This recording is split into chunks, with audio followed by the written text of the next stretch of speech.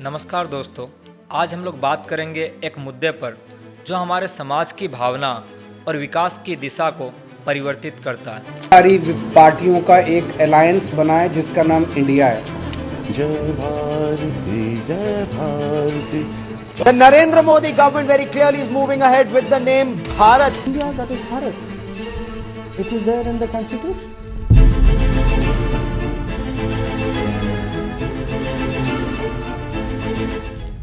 हाल ही में G20 summit में भारतीय प्रधानमंत्री द्वारा ऑफिशियल फाइल्स और डॉक्यूमेंट्स में भारत शब्द का इस्तेमाल किया गया। The prime minister of India की जगह पे the prime minister of Bharat का इस्तेमाल किया गया।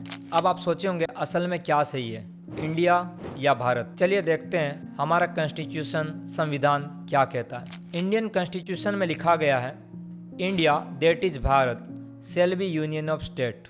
ऐसे ही भारत के संविधान के आर्टिकल 1 को देखें तो लिखा गया है, भारत अर्थात इंडिया राज्यों का संघ होगा।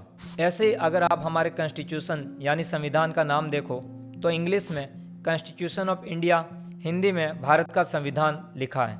अगर आप अपने नॉर्मल डॉक्यूमेंट्स देखो जैसे आधार कार्ड, इंग्लिश में लिखा है गवर्नमेंट ऑफ इंडिया, वहीं हिंदी पे लिखा है भारतीय सरकार। वोटर आईडी कार्ड देखें तो इंग्लिश में लिखा है election commission of India, Hindi में लिखा है भारतीय निर्वाचन आयोग। ऐसे ही पासपोर्ट पर देखें तो इंग्लिश में रिपब्लिक ऑफ इंडिया और हिंदी में भारतीय गणराज्य लिखा है। अब आप सोचे होंगे कि हमारे दो नाम कैसे हैं? जी हाँ, हमारी कंट्री यानी इंडिया यानी भारत के दो नाम हैं। जितने भी हिंदी और देवनागरी डॉक्यूमेंट्स, बुक्स और स्क्रिप्चर्स है उन सब में हमारा देश का नाम भारत है, और जितने भी English government authorised document, book, other item है उनमें हमारे कंट्री का नाम है इंडिया।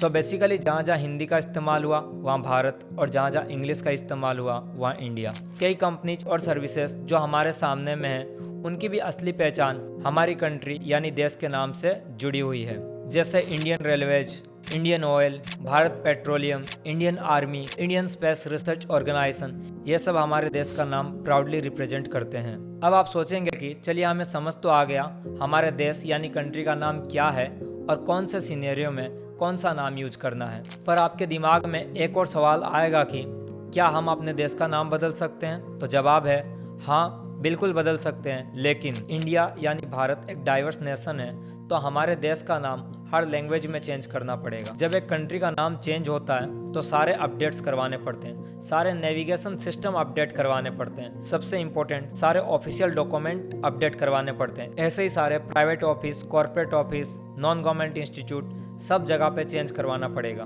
और इन सब को चेंज करने में बहुत ज़्यादा कॉस्ट भी लगती है। और सपोज करें हमारे कंट्री यानी इंडिया यानी भारत का नाम बदल के सिर्फ और सिर्फ भारत कर दिया जाए तो कितनी कॉस्ट आएगी? 1000 करोड़, 5000 करोड़, करीब करीब 14000 करोड़।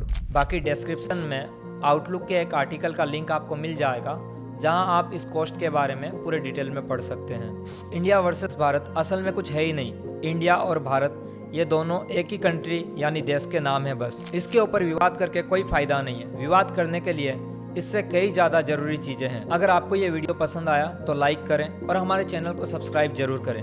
ऐसे ही इन्फॉर्मेटिव वीडियो पाने के लिए हमारे चैनल से जुड़े रहें। और अगर आपको जानना है कि आर्टिफिशियल इंटेलिजेंस का हमारे जीवन पे क्या इम्पैक्ट है तो इस वाली वीडियो पे क्लिक करें।